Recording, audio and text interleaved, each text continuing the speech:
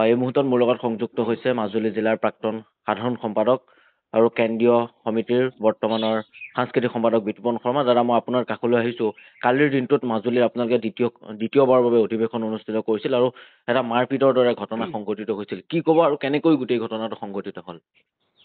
তেনেকুৱা ধৰণৰ কোনো ঘটনা সংঘটিত হোৱা নাই, যিহেতু কালি মাজুলী জিলা ছাত্ৰ সন্থাৰ প্ৰথম বাৰ্ষিক অধিৱেশন। এই প্ৰথম বাৰ্ষিক অধিৱেশনৰ বিষয় বাছনি সভাত দিনজোৰা কাৰ্যসূচীসমূহ খুব সুন্দৰকৈ পৰিচালিত হৈছে আৰু বিষয় বাছনি সভাও খুব সুন্দৰভাৱে পৰিচালনা হৈ গৈছে। প্ৰাণজিৎ হাজৰিকা সভাপতি, দীপাংকৰ ৰাজখোৱা সাধাৰণ সম্পাদক হিচাপে লৈ মাজুলী জিলা ছাত্ৰ সন্থাৰ পূৰ্ণাংগ সমিতি গঠন কৰা হৈছে। কিন্তু এটা কথা ঠিক, দায়িত্ব ল'বৰ কাৰণে কেইবাজনো ছাত্ৰ নেতাই তেওঁলোকে দায়িত্ব বিচাৰিছে।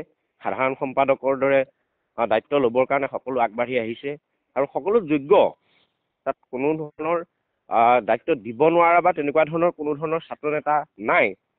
সকলোৱে সুন্দৰভাৱে কাম কাজ পৰিচালনা কৰি জিলাখনক আগবঢ়াই লৈ যাব পৰা ব্যক্তি। গতিকে তেওঁলোকে দায়িত্ব নিজে বিচাৰিছে। কিন্তু এটা কথা ঠিক যে জিলাখনক পৰিচালনা কৰিবৰ কাৰণে সভাপতি আৰু সাধাৰণ সম্পাদক কেৱল দুজনকে আমি দিব পাৰোঁ। গতিকে দুগৰাকী ছাত্ৰ সন্থাৰ কৰ্মীক সভাপতি আৰু সাধাৰণ সম্পাদক পদ দিবলৈ যাওঁতে বাকী বিচৰা কেইবাগৰাকীৰ মনত অকণমান অসন্তুষ্টি আছে।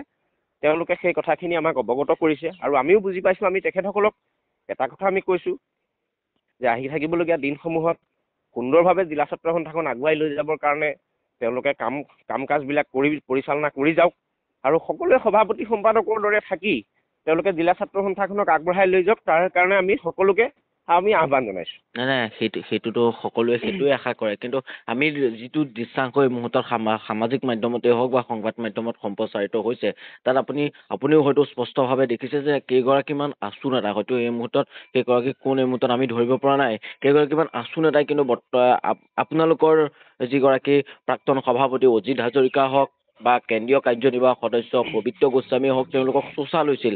আছুত কিন্তু তেনেকুৱা ধৰণৰ সংস্কাৰ কিন্তু আজিলৈকে কোনো জিলাত কিন্তু হোৱা নাই। কিন্তু হঠাৎ মাজুলীত কালিৰ দিনটোত এনেধৰণৰ উত্তপ্ত পৰিস্থিতি কিয় হ'ল? কাৰণ কেন্দ্ৰীয় সমিতিৰ পৰা অভিৱৰ্তন গোস্বামী গৈছিল, বিতুপন শৰ্মা আছিল সেই স্থানত সাংস্কৃতিক সম্পাদক, কেইবাগৰাকী শীৰ্ষ পৰ্যায়ৰ আছু নেতা থকাৰ পাছত কিয় এনেধৰণৰ ঘটনা সংঘটিত হ'ল?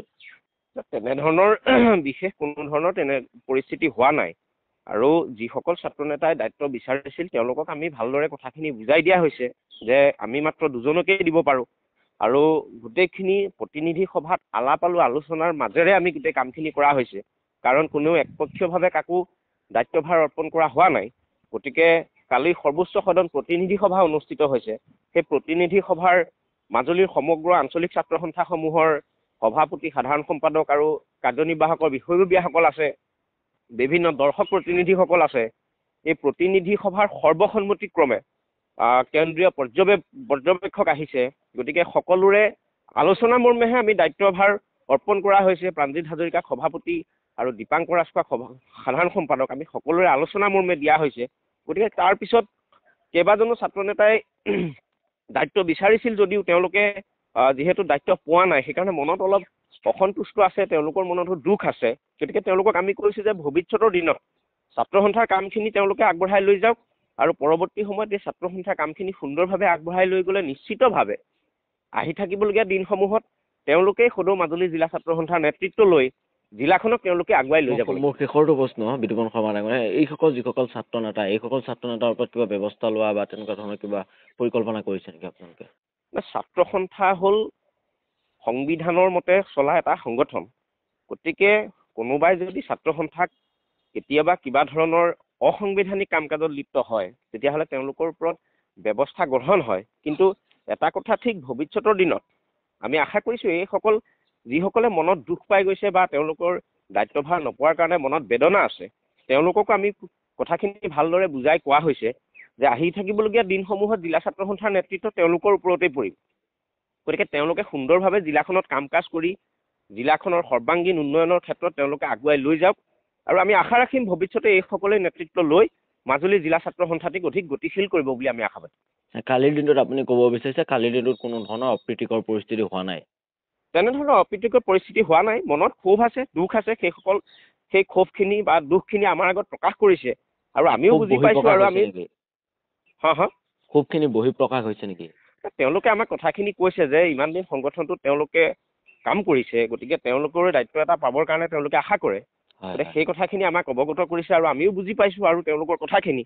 আৰু তেওঁলোকক আমি এটা কথাই কৈছোঁ যে ভৱিষ্যতৰ দিনত ভালদৰে কাম কাজ কৰি গ'লে আহি থাকিবলগীয়া দিনসমূহত তেওঁলোকে নেতৃত্ব লৈ ছাত্ৰ সন্থাটিক আগুৱাই লৈ যাব পাৰিব। হয়, ধন্যবাদ জনাইছোঁ। ধন্যবাদ।